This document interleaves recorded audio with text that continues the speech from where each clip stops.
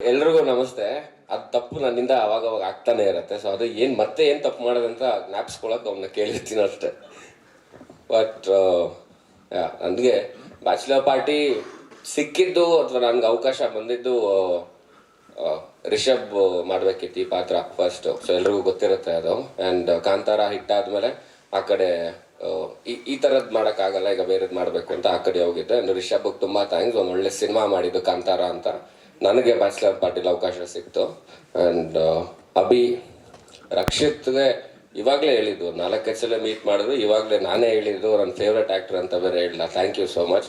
ತುಂಬ ಫಾರ್ಮಲಾಗಿ ಬೇರೆ ಮಾತಾಡಿದ್ದು, ಯೋಗಿ ಅವರು ಅಂತ. ಫಸ್ಟ್ ಮಾದ ಅಂದ್ಬಿಟ್ಟು ಆಮೇಲೆ ಅವರು ಇವರು ಅಂತ. ಇಲ್ಲಾಂದ್ರೆ ಮಾಮೂಲಿ ಹೆಸರು ಗೊತ್ತಿಲ್ಲ ಅವನಿಗೆ, ನನ್ನ ನಿಜವಾದ ಹೆಸರು ಗೊತ್ತಿಲ್ಲ. ಯೋಚನೆ ಮಾಡಿ ಹೇಳಲ್ಲ, ಯಾಕಂದ್ರೆ ಮಚ್ಚ ಅಂತ ಮಾತಾಡ್ತೀವಲ್ಲ, ಸಹ ಗೊತ್ತಿಲ್ಲ. ದಿಗಂತ ನಾನು ಒಂದು 16 ವರ್ಷದಿಂದ ಪರಿಚಯ ಆದಾಗಿಂದನೂ ಸಿನಿಮಾ ಮಾಡಬೇಕು ಅಂತ ಯಾವತ್ತೂ ಅಂದ್ಕೊಂಡಿರ್ಲಿಲ್ಲ. ಒಂದು ಕಡೆ ಕರೆದ್ರು, ಮೀಟಿಂಗ್ ಎಲ್ಲ ಆಯಿತು. ಮೀಟಿಂಗ್ ಆದಮೇಲೆ ಸಿನಿಮಾ ಯಾಕೋ ಟೇಕ್ ಆಫ್ ಆಗಲಿಲ್ಲ. ಅದಾದಮೇಲೆ ಸಾಕಷ್ಟು ವರ್ಷ ಆದಮೇಲೆ ನಾವು ಭೇಟಿ ಮಾಡ್ತಾನೆ ಇರ್ತೀವಿ. ಅದಾದಮೇಲೆ ಒಂದಿನ ಅಭಿ ರಕ್ಷಿತ್ ಅವರೆಲ್ಲ ಡಿಸೈಡ್ ಮಾಡಿ ಸಿನಿಮಾ ನಮ್ಮನ್ನು ಕಾಸ್ಟ್ ಮಾಡಬೇಕು ಅಂದಾಗ ತುಂಬ ಖುಷಿ ಆಯಿತು ನನಗೆ. ಆ್ಯಂಡ್ ಒಂದು ಹೊಸ ಟೀಮ್ ಜೊತೆ ಕೆಲಸ ಮಾಡೋದು ಯಾವಾಗಲೂ ತುಂಬ ಖುಷಿ ಆಗುತ್ತೆ. ಆ್ಯಂಡ್ ಅದು ಬ್ಯಾಚುಲರ್ ಪಾರ್ಟಿ. ಹೆಸರು ಕೇಳಿದ್ರೆ ಭಾರಿ ಖುಷಿ ಆಯಿತು. ಕರ್ಕೊಂಡೋದ ಬ್ಯಾಂಕಾಕ್ಗೆ.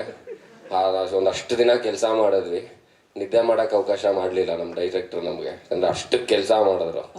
ನಮಗೆ ಕೆಲಸ ನಮಗೆ ಸಿಗದೇ ಇದ್ರೆ ಸಾಕು ಅನಿಸ್ತಾ ಇತ್ತು. ಹುಡ್ಕದ್ ಬಿಡಿ, ಸಿಗದೇ ಇದ್ರೆ ಸಾಕು ನಮಗೆ ಅನಿಸ್ತಾ ಇತ್ತು. ನಾವು ಯಾರ ಕೈಲೂ ಅಷ್ಟು ಕೆಲಸ ಮಾಡಿದ್ವಿ.